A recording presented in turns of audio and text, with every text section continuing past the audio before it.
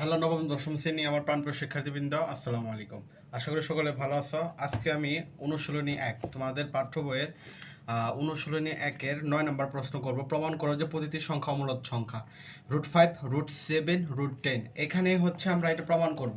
তো দেখো একটা নিয়মের মাধ্যমে কিভাবে আমরা সবগুলো করি। √5 থাকতে পারে, √7 থাকতে পারে, √10 থাকতে পারে, অথবা √2 থাকতে পারে। যে কোনো সংখ্যা তোমার যদি প্রশ্ন টাইপটা মনে রাখো, প্রমাণ করে যে প্রতিটি সংখ্যা অমূলদ সংখ্যা, বা প্রমাণ করে যে √5 একটি অমূলদ সংখ্যা, √7 অমূলদ সংখ্যা, √10 অমূলদ সংখ্যা। এই কথা কইলে কিভাবে লিখবো আমি?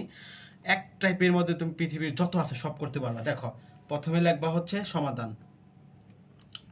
সমাধান আমরা সমাধান করব এখন। আমরা √5 দিয়ে করি। দেখো মনে করি, মনে আশা করি দেখা যাচ্ছে, মনে করি √5 একটি মূলদ সংখ্যা। √5 একটি মূলদ সংখ্যা।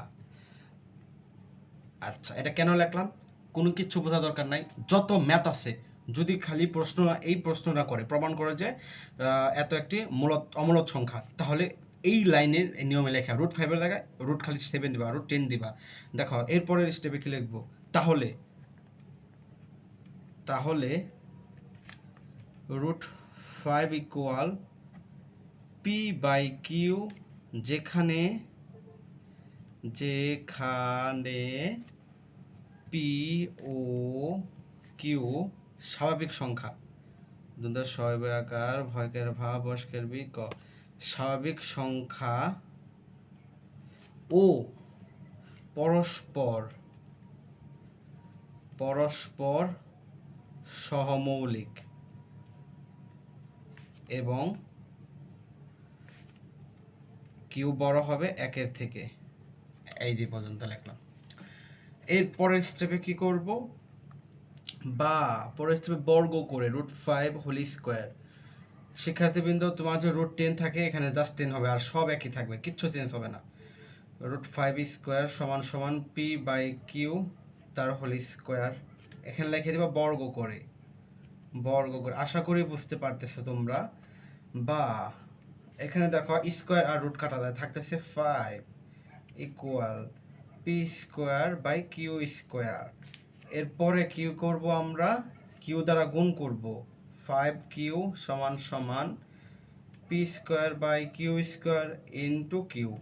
এখানে আমরা লিখে দিব হচ্ছে উভয় পক্ষে কিউ দ্বারা গুণ করে, উভয় পক্ষে কিউ দ্বারা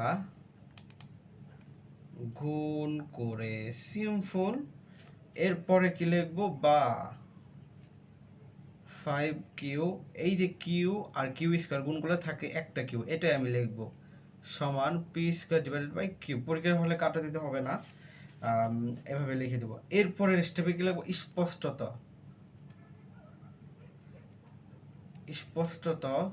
5q পূর্ণ সংখ্যা, কিন্তু p²/q পূর্ণ সংখ্যা নয়। কারণ এই তোমরা জানো 5q পূর্ণ সংখ্যা, কিন্তু পূর্ণ সংখ্যা নয়। কারণ p ও q স্বাভাবিক সংখ্যা ও পরস্পর সহমৌলিক, এবং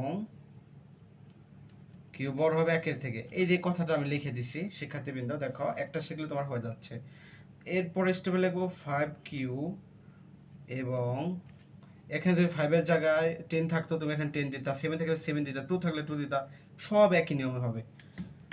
এবং তোমার কষ্ট করে এটা মুখস্থ করতে হবে, p²/q সমান হতে পারে না, অর্থাৎ 5q নট সমান p²/q। কিউ। এরপরে স্টেপে লিখবো হচ্ছে রুট 5কে পি বাই কিউ আকারে প্রকাশ করা যায় না, অর্থাৎ 5q নট সমান পি স্কোয়ার বাই কিউ। এরপরে স্টেপে লাগবা অতএব রুট 5 একটি অমূলদ সংখ্যা। এখানে প্রমাণ করতে বলছে, সেজন্য আমরা লিখবো প্রমাণিত। এখন আমি তোমাদের একটা বিষয়টা তোমাদের আমি বলি। তো এখানে তোমার কাজ হচ্ছে কি, কাজ হচ্ছে শিক্ষার্থীবৃন্দ, আমি যেখানে যেখানে সংখ্যা লিখলাম, এই যে দেখো আমি এখানে 5 লিখলাম। তোমার যদি প্রশ্ন করে প্রমাণ করো যে রুট 5 একটি অমূলদ সংখ্যা, বা রুট 7 একটি অমূলদ সংখ্যা, রুট 10 একটি অমূলদ সংখ্যা, তাহলে এইটা যেভাবে লিখছি সেম একই নিয়মের হবে। তাহলে চেঞ্জ হবে কি, চেঞ্জ হবে শুধু সংখ্যা। 5 তোমার প্রশ্ন যদি 5 বলে তাহলে 5 লিখবা, যদি 7 বলে 7 লিখবা, যদি বলে না 10 লেখো 10 লিখবা, যদি বলে 2, যে কোনো সংখ্যা পৃথিবীতে আসুক যদি বলে সেটাই দিয়ে দেবা। আশা করি নিয়মটা বুঝতে পারছো। এই নিয়মে সবই হবে, তুমি ডিরেক্ট মুখস্থ করে ফেলাও, শেষ। অঙ্ক আমি তোমাদের মুখস্থ করতে বললাম কেন, এই নিয়মে হবে, কারণ এটা পারলে তুমি সবই করতে পারবা। তো আশা করি শেখাতে তোমরা বুঝতে পারছো। যদি ভালো লেগে থাকে অবভিয়াসলি তুমি চ্যানেলটা সাবস্ক্রাইব করে পাশে থাকো আরও মজার ভিডিও পেতে। তো আজকে ভালো থাকো, সুস্থ থাকো, এই পর্যন্ত। আসসালামু আলাইকুম।